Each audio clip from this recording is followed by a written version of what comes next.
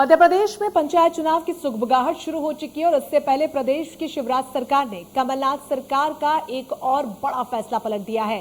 प्रदेश सरकार ने कमलनाथ सरकार द्वारा सितंबर 2019 में किया गया नया परिसीमन निरस्त करते हुए रविवार देर शाम जामे एक अधिसूचना जारी करके पंचायत राज एवं ग्राम स्वरोजगार अध्यादेश 2021 को लागू कर दिया। क्या कुछ उसमें खास होने वाला है, इस रिपोर्ट के जरिए समझिए।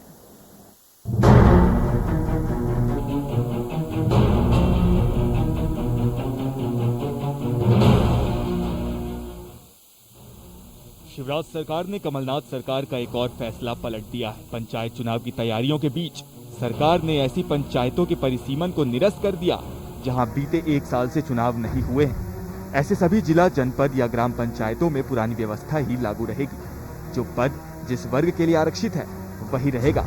इसके लिए सरकार ने मध्य प्रदेश पंचायत राज एवं ग्राम स्वराज संशोधन अध्यादेश 2021 लागू कर दिया है। इसकी अधिसूचना रविवार देर शाम जारी की गई। पंचायत चुनाव के परिसीमन निरस्त करने के बाद बीजेपी और कांग्रेस दोनों पार्टियों में एक दूसरे पर आरोप प्रत्यारोप का दौर शुरू हो गया है। कांग्रेस विधायक पूर्व मंत्री पीसी शर्मा का कहना है कि पंचायत चुनाव के परिसीमन रद्द करने का उद्देश्य सिर्फ राजनीतिक फायदा लेना है, तो वहीं पूर्व मंत्री और बीजेपी विधायक रामपाल सिंह का कहना है कि कांग्रेस ने राजनीतिक फायदों के लिए पंचायतों में तोड़ मरोड़ की थी। समझता हूँ कि जो मुख्यमंत्री जी का काम करने का तरीका है कि सब चीज़ों से ध्यान बटाने के लिए कल स्ट्रोक मारो और लोग उस पर चर्चा करते हैं, लेकिन पंचायत चुनाव में कांग्रेस जीतेगी पूरी ताकत से। हमारा सीधा मानना है कि इन्होंने पंचायतों में बहुत तोड़ फोड़ किया है। 10-15 किलोमीटर एक गांव को मिला दिया, एक बेगमगंज में एक गांव मिला दिया और 15 किलोमीटर घूम के जाएंगे। 15 महीने में इतना व्यालाई काम, बेकार काम कांग्रेस ने किए हैं, उसका तो हम घोर विरोध करेंगे। 20 किलोमीटर एक पंचायत का गांव में वोट डालने आएगा, वो नदी बीच में। ऐसा 15 महीने में इन्होंने जो मचाया था, बाढ़ तोड़ने का काम किया, पंचायतों गांव तोड़ के इधर उधर कर दिया। ये बहुत जिला पंचायत के वार्डों को मिटाया गया, जनपद के वार्डों को, और तो ग्राम पंचायत के पंचायत के वार्ड तक में तोड़ फोड़ की। एक ही परिवार के सदस्य, उसमें अगर 50 वोट है तो 25 वोट दूसरे वार्ड में कर दिए, 25 वोट। इस तरह का कांग्रेस ने 15 महीने में जो किया। अब आइए आंकड़ों के जरिए समझते हैं कि कमलनाथ सरकार ने जिले से लेकर ग्राम पंचायतों तक नया परिसीमन मामले में क्या क्या किया था। मंत्रालय में सूत्रों के मुताबिक कमलनाथ सरकार ने सितंबर 2019 में प्रदेश में जिले से लेकर ग्राम पंचायतों तक नया परिसीमन कर करीब 1200 नई पंचायतें बनाई थी, जबकि 102 ग्राम पंचायतों को समाप्त कर दिया गया था। वहीं आपको बता दें कि मध्य प्रदेश में 23,835 ग्राम पंचायतें हैं, जिसमें 904 जिला पंचायत सदस्य और 6,035 जनपद सदस्य त्रिस्तरीय पंचायत का प्रतिनिधित्व करते हैं। मध्य प्रदेश में 2014-15 में पंचायत चुनाव हुए थे। इससे 2020 तक उनका कार्यकाल समाप्त हो चुका है। आपको ये भी बता दें कि परिसीमन से पहले प्रदेश में 22,812 पंचायतें थी। तो आज हम इसी मुद्दे पर चर्चा करेंगे। इस चर्चा में हमारे साथ खास मेहमान हमारे साथ होंगे, जिनसे हम बातचीत करेंगे। आपको बता दें कि ब्रजभूषण नाथ कांग्रेस नेता हैं, आप हमारे साथ जुड़ रहे हैं। इसके अलावा दिव्या गुप्ता, प्रवक्ता मध्य प्रदेश बीजेपी की तरफ से, आप भी हमारे साथ जुड़ रही हैं। आप दोनों का इस चर्चा का हिस्सा बनने के लिए बहुत स्वागत है। शुरुआत में करना चाहूंगी दिव्या जी आप ही के साथ, चूंकि एक बड़ा फैसला लिया गया है। पूर्व मुख्यमंत्री कमलनाथ ने जो फैसला लिया था उसको पलटा एक तरीके से किया गया है। हालांकि इस फैसले लेने के बाद अब जो राजनीति है वो गर्माती हुई नजर आ रही है। कांग्रेस का साफ तौर पर यह कहना है कि राजनीतिक फायदे के लिए आपने ये बड़ा फैसला लिया है। मैं तो बल्कि उल्टा कहना चाहूंगी कि ये कमलनाथ जी की सरकार जो थी, उन्होंने राजनीतिक फायदा लेने के लिए सारी की सारी जो व्यवस्था थी उसको तोड़ा मरोड़ा और उसको अपना लाभ लेने के लिए, अपनी तरफ से उसको समेटने के लिए आपने जो परिसीमन की जो सारी की सारी व्यवस्था थी उसको लागू करने की कोशिश करी, और वो घोर अपराध था। क्योंकि जो व्यवस्था चलती आ रही है, उस चलती आ रही व्यवस्था को आप अपने हिसाब से तोड़े मरोड़े, वो भी इसलिए क्योंकि आपकी सरकार आ गई है और आपको उसका फायदा लेने की इच्छा हो रही है। इससे आप पूरे के पूरे सरकारी तंत्र को तोड़ मरोड़ के अपनी व्यवस्था के अनुसार अगर चलाते हैं तो ये तो घोर अपराध था। तो एक्चुअली गलती वहां से शुरू हुई है। ये जो आज हुआ है ये गलती नहीं, उस गलती का सुधार है, और उस सुधार के कारण अगर कांग्रेस को तकलीफ हो रही है तो उनकी तकलीफ शायद जायज होगी, या उनको कष्ट होगा क्योंकि उनको ये लग रहा होगा कि परिसीमन करने से उनकी हार निश्चित है, या उनको तकलीफ हो रही होगी क्योंकि उनको सामने मुश्किल नजर आ रही है। तो उनकी मुश्किलों के कारण उनका सारा विलाप है, जिस विलाप को हम स्वीकार करते हैं, कोई बात नहीं, आदत पड़ गई है, वो विलाप करते रहे। लेकिन दूसरी सबसे बड़ी बात जो आपको तकनीकी जानकारी है, उस जानकारी को आपको बताना चाहूंगी कि परिसीमन होने के बाद यदि 1 वर्ष तक चुनाव नहीं होता हो तो परिसीमन स्वयं वो नहीं रहती है, उसको कायम नहीं माना जाता है। इसलिए दोबारा उसका गजट पास होना बहुत जरूरी है, जिसके कारण से अब वापस उसी नियम को लागू करा जाएगा जैसा कि पिछले चुनाव में था। ये कानूनी है, ये लिखित है और ये पास हुआ है। तो आपने करा, आपने था, शुरुआत आपने गड़बड़ से करी थी, और अगर उसको अब रेक्टिफाई करा जा रहा है या सुधार करा जा रहा है या वापस लेकर आया जा रहा है तो आपकी तकलीफ है, और इस तकलीफ को हमको समझ में आता है क्योंकि आपको सामने दिखाई दे रहा है कि आपकी कष्ट भरे दिन आने वाले हैं फिर से। तो इसलिए आपका विलाप जायज है, आप विलाप करते रहिए, उसमें कोई बहुत बड़ी बात नहीं है। नई बात क्या है उसमें? ठीक है ब्रजभूषण जी, दिव्या जी का कहना है कि आप लोग विलाप कर रहे हैं। राजनीतिक फायदा अगर कोई ले रहा था इस पूरे परिसीमन की प्रक्रिया से तो वो कांग्रेस थी, और अब जब हमने ये बदला है फैसला जनता के फायदे के लिए तो आप लोग विलाप कर रहे हैं। रंजना जी, दिव्या जी को बता देना चाहता हूं कि 7 वर्षों में कौन तोड़ मरोड़ कर रहा है और कौन संविधान के साथ छेड़छाड़ कर रहा है और कौन नामों को परिवर्तन कर रहा है, कौन सीमा का इधर उधर कर रहा है और कौन से विकासशील चीजों पे नाम अपनी पट्टी का लगाता जा रहा है। पूरा देश देख रहा है। और विलाप कौन कर रहा है, ये 2-4 दिन में नरेंद्र मोदी जी के पूरे देश ने, जनता ने देखा है। अब ये खुद ही कह रही हैं दिव्या जी कि जो परिसीमन जो हो रहा है वो 1 साल के अंदर चुनाव नहीं हो तो ऑटोमेटिक खत्म हो जाता है। तो अब खुद ही बता दें दिव्या जी कि शिवराज सिंह चौहान जी ने कौन से तोप मार दी। 2 अक्टूबर 1959 को जवाहरलाल नेहरू जी ने ग्राम पंचायत और पंचायत के चुनाव का अधिनियम लेके आए। उसी की प्रक्रिया, उसी संविधान के तहत ये चुनाव होते हैं और उसी को शिवराज सिंह चौहान जी से लेकर नरेंद्र मोदी जी उस संविधान को पालन करते हैं जी। अब ये परिसीमन में ग्राम पंचायत में जो चुनाव होते हैं उसकी एक सीमा होती है कि 500 व्यक्ति अगर वहां पे हैं तो वो ग्राम पंचायत के चुनाव वहां पे होने चाहिए।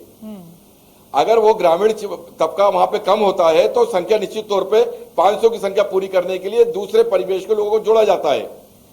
अब ये चुनाव जब 1 साल तक हमारा नहीं हुए, कोरोना काल चलता रहा और कोरोना काल में विधानसभा के चुनाव तो आप करवाते रहे क्योंकि विधानसभा में विधायक और मुख्यमंत्री की और मंत्री पद की जरूरत थी। लेकिन क्या दिव्या जी ये बताएंगी कि ग्राम पंचायत में शहरी विकास और ग्रामीण विकास का जितना मद आती है वो ग्राम पंचायत में और जनपद पंचायत में और जिला पंचायत में आती है। वो चुनाव अभी क्या जरूरी नहीं थे, चुनाव तो करा लेते। नगर निगम के, नगर पालिका के चुनाव इतने सालों से रुके पड़े हैं जो आज तक पेंडिंग है, उसको आप करा नहीं सकते क्योंकि डर और विलाप तो अब दिखने पे आ रहा है। जनता किसके साथ विलाप करवा रही है। इस बार के चुनाव में ग्राम पंचायत में आप देखते जाना कि जनता निकलकर कांग्रेस के लोगों को एक तरफा वोट देगी और भारतीय जनता पार्टी जो झूठे वादे करती है, झूठे आश्वासन देती है, झूठे कार्य के नाम पट्टी का लगाती है, उसका जवाब मध्य प्रदेश जनता देने वाली है। ठीक है दिव्या जी जवाब दीजिए, बड़ा आरोप ये भी लगा रहे हैं। हाँ नहीं रंजन जी, मैं ब्रजमोहन जी को थोड़ा सा रेक्टिफाई करना चाहूंगी। एक तो ये कि उन्होंने खुद ने कहा है कि प्रधानमंत्री जी और शिवराज जी जो कानून है उसका पालन करते आ रहे हैं, तो फिर जब कानून का पालन हो ही रहा है तो फिर दिक्कत क्या है। इसका मतलब उस कानून का जो पालन हो रहा था उसमें अगर किसी ने उंगली डाली दिव्या जी, तो वो तो मेरे साथ में ये भी कहा। मेरे को सर मुझे बोल लेने दीजिए, मेरा समय मैंने आपसे सुना, मेरे को बोल लेने दीजिए। तो जहां तोड़ना मरोड़ना था वो आपकी सरकार ने करा, वहां आप सही थे क्योंकि आप अपने हिसाब से करना चाह रहे थे। अब अगर वापस उसको ठीक करा जा रहा है, उसमें सुधार करा जाए तो इसलिए आपको कष्ट हो रहा है, उसमें कोई बात नहीं, हमको मालूम है ये कष्ट होगा। और आप विपक्ष में, आपका जायज है, आपका, मैंने फिर वो शब्द यूज करूंगी, आपका उसमें विलाप करना बिल्कुल जायज है, कोई बात नहीं, वो करिए। दूसरी बहुत बड़ी बात यह है कि जब आपने जैसे आपकी रिपोर्ट में भी कहा गया कि 25 लोग आपने एक तरफ कर दिए, उसी परिवार के 25 लोग दूसरी तरफ कर दिए, तो क्या ये जायज है? आपने किस तरह की रेखाएं खींच रहे हैं आप? अपने धरती पर रेखाएं खींच के क्या कुछ नहीं कर दिया सर। वो रेखाएं खींचते खींचते 8 दिन तक देश उसका खामियाजा भुगत रहा है। क्या वो रेखाएं अब परिवारों के बीच में भी खींचना चाहेंगे आप लोग? किस हद तक रेखाएं खींचने में आएंगे?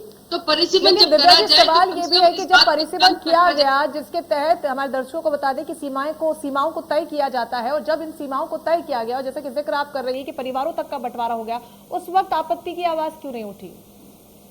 नहीं, देखिए, जब उस समय आपत्ति अगर कर भी रहे थे तो उस समय तो सरकार आपकी थी, इसलिए सरकार सुनने का राजी नहीं था, तभी तो विरोध हो रहा था बार बार कि इसको मत करिए, इस परिसीमन को मत करिए, लागू मत करवाइए, क्योंकि आप सारा के सारा खिलवाड़ करे जा रहे हैं। मतलब आप धरती पर बंटवारा कर रहे हैं, वो सब तो आपको पता है कि रेखा खींचने से क्या कुछ नहीं हो गया। आपकी सरकार आए भी काफी समय हो गया, लेकिन इतना समय क्यों लग गया फिर बदलाव में, अगर आपको पहले से ही आपत्ति थी? बहुत अच्छा प्रश्न है, मैं उस पर आती हूँ। तो वही ब्रजमोहन जी का जवाब देना चाहूंगी कि आपने कहा कि उपचुनाव हो रहे थे, तो सर दो विषय हैं। उपचुनाव जो होता है वो केंद्रीय इलेक्शन ब्यूरो जो होता है वो उनके कारण होता है, और जो ये नगर पालिका और ग्राम पंचायतों के चुनाव होते हैं वो स्टेट इलेक्शन कमीशन करता है।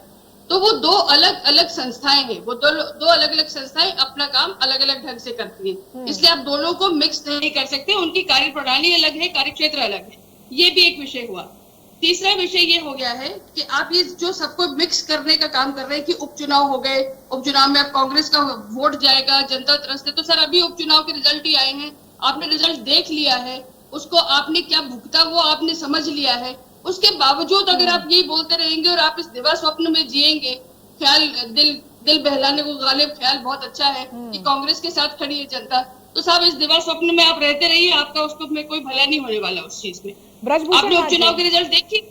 ठीक है ब्रजभूषण जी, ये जो परिसीमन हुआ है, निरस्त जिसे किया गया है, जिसके तहत कई ऐसे परिवार थे, उनके बीच में रेखाएं खींच दी गई, दो अलग अलग क्षेत्रों का एक ही परिवार हो गया। अब उनकी समस्या इस निरस्त परिसीमन के साथ खत्म होती हुई नजर आ रही है, तो इसमें आपको क्या समस्या है, इसमें कैसी राजनीति हुई? रंजना जी, दिव्या जी से आप पूछिए कि एक नोटिफिकेशन जारी कराइए कि कौन से ग्रामीण के 25 सदस्य अलग हो गए, 25 अलग हो गए। टीवी चैनल पे झूठ बोलने से फायदा होता नहीं है। ये सबूत तो पेपर लेके आए दिव्या जी, अभी दिखाएं कि कौन से गांव से कितने परिवार के लोग, 25 लोग कौन से दूसरे ग्राम पंचायत में चले गए हैं। बोलने में क्या जाता है, बोलने में तो 15 लाख से लेके अलग अलग घोषणाएं आपने। दिव्या जी, आप भारत के उस पार्टी से हैं जिसपे जनता विश्वास नहीं करती है। आप जो बोलते हैं पूरा देश जानता है और देश की जनता जानती है। हम तो विपक्ष में, हमारी छोड़ दीजिए अब जनता जो देख रही है ना, जनता जानती है कि झूठ कौन बोलता है और सच के साथ कौन चलता है। लगातार झूठ बोलने से राजनीति नहीं की जा सकती। कुछ दिन के लिए जरूर चलती है, 2-4 साल, 10 साल, 15 साल आप सरकार बना सकते हैं, लेकिन जो देश का इतिहास मिटाने के लिए बात करते हैं, जगह जगह संविधान बदलने की आप बात करते हैं, जगह जगह कानून नए लाने की बात करते हैं।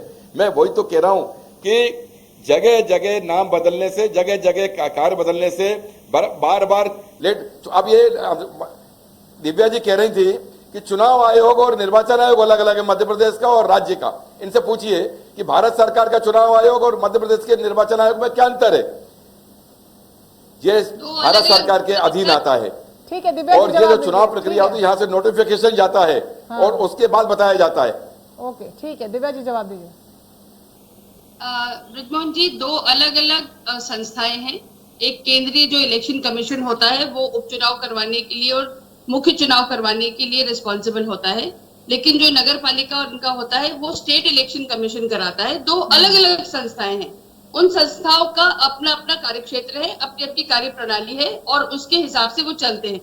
उसमें सरकार की दखलंदाजी नहीं होती है। प्रशासन जरूर, वो प्रशासन से रिपोर्ट मांगते हैं और प्रशासन उनको रिपोर्ट देता है। उसमें सरकार की दखलंदाजी का कहीं कोई काम नहीं होता है। तो ये आप भी भली भांति जानते हैं, आप सीनियर है, आपको पता है कि ये कोई भी चुनाव निर्वाचन आयोग के नेतृत्व में होता है। सर मैं वही आपको कह रही हूँ, वही आपको बता रही हूँ सर कि दो अलग अलग चीजें हैं। इसलिए आप जब आप स्टेट में जाएंगे तो ये छोटी जो नगर पालिकाएं हैं, पंचायत चुनाव है, ये स्टेट का जो चुनाव आयोग होता है, निर्वाचन आयोग होता है, वो करवाता है। तो आपको ये दो अलग संस्थाओं का समझना पड़ेगा। दूसरी बात ये कि जब प्रशासन अपनी रिपोर्ट भेजेगा, जब इलेक्शन कमीशन मांगता है कि आप रिपोर्ट भेजिए, क्या वहां चुनाव करवाना अभी अनुकूल है, तो प्रशासन रिपोर्ट भेजता है, तब उसके अनुसार से इलेक्शन कमीशन या निर्वाचन आयोग काम करता है। तो आपको इस बात को समझना पड़ेगा, उसमें शासन का कोई लेना देना नहीं होता है। ये आप भी जानते हैं, मैं भी जानती हूँ। आप जितना मर्जी उंगली उठाना चाहे, क्योंकि मैं फिर वही बोल रही हूँ कि जब आप विपक्ष में बैठे तब आपको सरकार का दखलंदाजी, सरकार ने ऐसा करा, जबकि ये स्टैट्यूटरी बॉडीज है, इंडिपेंडेंट बॉडीज है और इनका अपना एक कार्य क्षेत्र होती है, कार्यप्रणाली लेकिन होती दिव्या है। जी इसमें सरकार दिव्या जी सवाल ये भी है, चूंकि आप उंगली उठा रही हैं, आरोप ये भी दे रही हैं कि परिवारों को अलग कर दिया गया इस पूरी प्रक्रिया के दौरान, लेकिन ये एक लोकतांत्रिक प्रक्रिया है, परिसीमन को जनसंख्या के आधार पर ही किया जाता है। ऐसे में अगर किसी क्षेत्र की जनसंख्या ज्यादा है और हर क्षेत्र का प्रतिनिधित्व समान हो, इसके लिए ही परिसीमन किया जाता है, और ऐसे में अगर किसी का बंटवारा हो भी गया तो ये तो लोकतांत्रिक प्रक्रिया है। ऐसे में कांग्रेस पर आप आरोप कैसे लगा रही हैं? क्योंकि संविधान के अनुच्छेद 82 में लिखा हुआ है, उसे कैसे बदला जाएगा? ये तो प्रक्रिया है, ये तो संविधान का हिस्सा है। बिल्कुल, उसका परिसीमन का पूरा सम्मान होना भी चाहिए। परिसीमन जैसे जैसे प्रगति होती है, जैसे जैसे विकास होता है, चाहे गांव का हो, चाहे ग्राम का हो, चाहे पंचायत का हो, जैसे जैसे विकास होता है वैसे वैसे परिसीमन की सीमाएं बदलती हैं। ये तो भौगोलिक भी है और इसका होना भी चाहिए। तो ये जो प्रक्रिया है, इसका प्रक्रिया it is a dynamic change, और ये डायनेमिक चेंज होना चाहिए, और यही परिसीमन की परिभाषा भी है। लेकिन उसको इस ढंग से करा जाए कि आप एक घर में से रेखा खींच दे, ये तो हास्यास्पद भी है और बहुत ही तकलीफ दे भी है।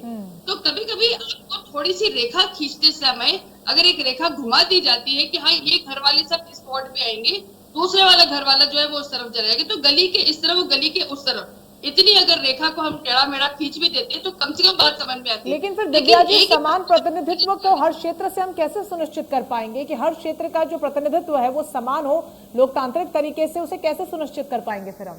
देखिए, समानता तो आप किसी भी ढंग से अगर आप रेखा खींच रहे हैं या परिसीमन कर रहे हैं, समानता का तो खैर हम विषय नहीं आता है, यहाँ पे विषय नहीं हो पाता है। लेकिन सिर्फ इतना जरूर है कि आप जनसंख्या के आधार पर, आरक्षण के आधार पर बहुत सारे फैक्टर्स होते हैं, जिन फैक्टर्स को लेके परिसीमन करा जाता है। तो ये कोई एक सिंगल जिसे कहते हैं जी ना, एक पेपर पे लेके लाइन ड्रॉ कर दी और ऐसा हो गया, ऐसा नहीं होता है।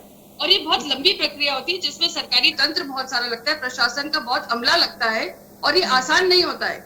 लेकिन उस पूरी जटिल प्रक्रिया को अगर हम समझे बिना उसको सिर्फ एक बोल दे, कमेंट मार के हमने बोल दिया कि साहब ये तो गलत कर दिया और अपने हिसाब से कर दिया, तो सर वही हम आपको कह रहे हैं कि आपने भी अपने हिसाब से करा। क्यों करा था आपने?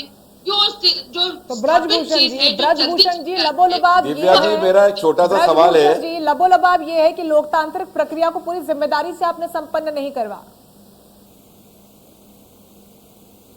मुझसे कह रही, मैं रंजना जी वही तो बात पूछना चाहता हूँ दिव्या जी से कि परिसीमन करता कौन है? कांग्रेस के कार्यकर्ता तो जाके करते नहीं है ना, भारतीय जनता पार्टी के कार्यकर्ता जाके कर पाएंगे। तो जब परिसीमन हुआ तो प्रशासन ने करा, तब 25 घर और 50 घर में कांग्रेस कहां से आ गई बीच में? पूछिए दिव्या जी से।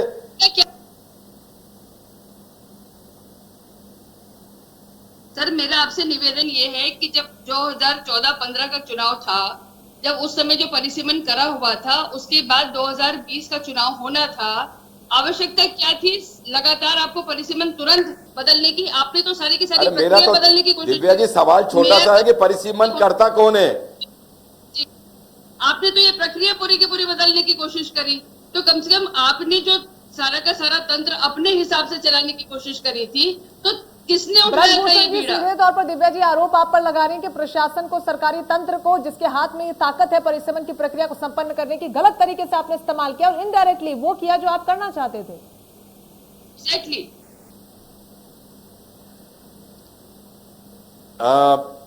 अंजना जी, दिव्या जी को जो चाहे वो बोलते, मैंने अभी कहा कि नोटिफिकेशन लेके आइए, बताइए आप कि कौन से गांव अलग हो गए, कौन से नदी पार गांव का हो गए, एक आध नाम बता दें और मैं खुद जाके देख लेता हूं, और भारतीय जनता पार्टी के 4-5 कार्यकर्ता लेके चले जाता हूं साथ में, साबित हो जाएगा कि कौन सा गांव परिवर्तन हुआ, कौन सा नहीं हुआ।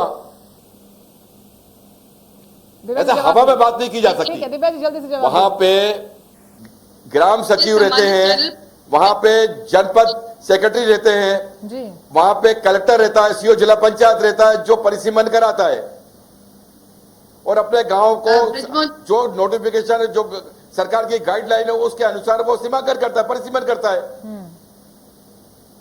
ठीक है दिव्या जी, जल्दी से जवाब दीजिए। ब्रजमोहन जी, आप जिस सम्मानित चैनल पे बैठे हुए हैं, उस सम्मानित चैनल की भी रिपोर्ट है, तो आप उस रिपोर्ट को भी एक बार सुन ले, पढ़ ले।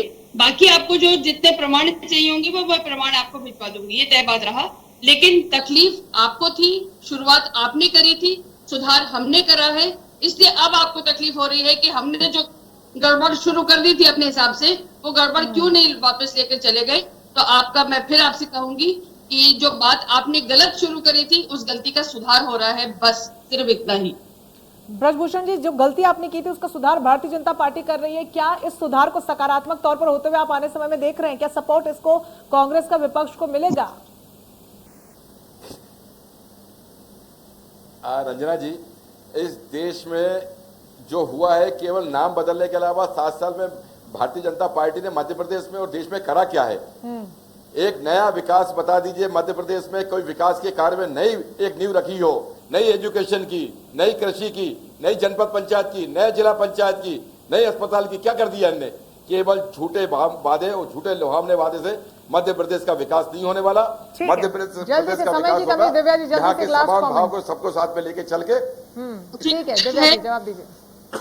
हमें गर्व है, हमने नाम जो बदला है उस पर हमें बहुत गर्व है, क्योंकि ऐसे इतिहास के पन्नों में खोए हुए अनेकों नाम, जिन्हें कांग्रेस ने इतिहास के पन्नों में दबा के भुला के रख दिया था, उन नामों को वापस निकाला जा रहा है। वो उन इतिहास के महापुरुषों को, महावीरांगनाओं को हम वापस लेकर आ रहे हैं। हमें गर्व है इस बात पर, और इसमें कहीं कोई लेश मात्र में कोई खेद नहीं है। इसलिए आप जो बहुत कुछ करके चले आए हैं, जो बहुत कुछ आपने गड़बड़ करी इस देश के साथ 70 सालों में, कृपया करके अब देश को अपनी पटरी पर आने दीजिए। आपसे विनम्र निवेदन है कि देश एक अच्छे अवसर लेकर प्रगति पर दौड़ रहा है, दौड़ने दीजिए, साथ दीजिए उसका। बिल्कुल। तो इस परिसीमन को लेकर जो राजनीति शुरू हुई है, कितने दूर तक जाती है, फुल स्टॉप कब लगता है, ये आने वाला समय बताएगा। फिलहाल चर्चा का हिस्सा बनने के लिए ब्रजभूषण जी और दिव्या जी, आप दोनों का बहुत शुक्रिया।